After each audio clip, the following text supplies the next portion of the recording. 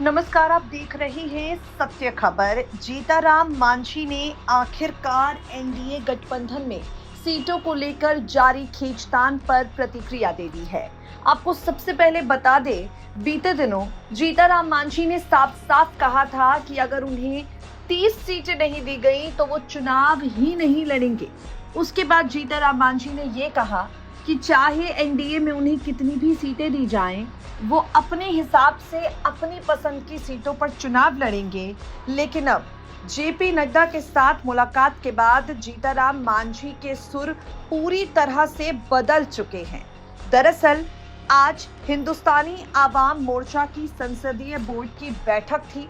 बैठक से पहले जीताराम मांझी ने कहा, फैसला होना बाकी है। यहाँ भी बातचीत हुई है, दिल्ली में भी चर्चा चल रही है। अंतिम फैसला तो वहीं होगा।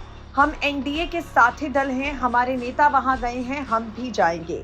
जीताराम मांझी से जब जेपी नड्डा की बयान पर प्रतिक्रिया मांगी गई तो उन्होंने कहा, नड्डा जी अध्यक्ष हैं, वो जो कहेंगे मानना ही पड़ेगा।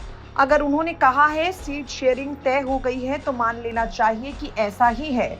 हमें अभी इसकी औपचारिक जानकारी नहीं मिली है। जो भी सीटें मिलेंगी उन्हीं पर चुनाव लड़ेंगे। हम अनुशासन प्रिय लोग हैं, अनुशासन में रहेंगे। आपको बता दें, यहाँ पर साल 2020 के बिहार विधानसभा चुनाव में जीताराम मांझी की पार्टी ने 7 सीटों पर चुनाव लड़ा, 4 पर जीत दर्ज की। ऐसे में जीताराम मांझी की मांग थी कि इस बार उनकी पार्टी को ज्यादा सीटें मिलनी चाहिए। जीताराम मांझी की तरफ से लगातार ये बयान दिया गया कि इस बार वो ज्यादा सीटों पर चुनाव लड़ना चाहते हैं।